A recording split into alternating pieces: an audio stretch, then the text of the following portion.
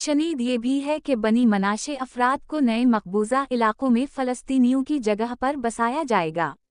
बनी मनाशे कहते हैं कि वो हज़रत यूसुफ के बेटे मनाशे की औलाद में से हैं।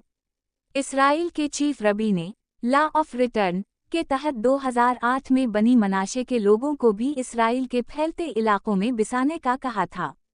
इसराइल के इस कानून के मुताबिक हर यहूदी को दुनिया भर से इसराइल आने का हक है और शहरियत हासिल करने का हक है।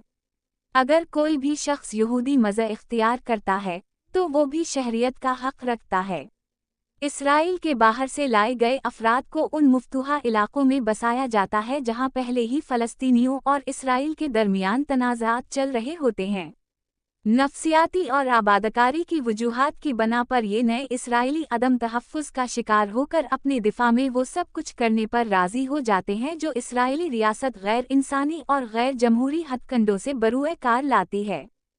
मुत्तहिदा अरब अमारात में इसराइली फ़ौजियों की मौजूदगी इसराइल के फैलाव ही की कड़ी है।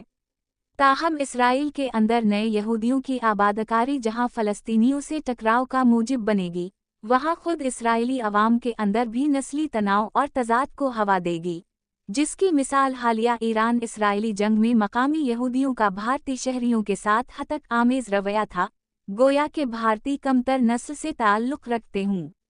इसराइली आंख को हालिया ईरान जंग से समझ आ चुकी होगी कि दुनिया वैसी नहीं जैसा वो देखते और समझते हैं।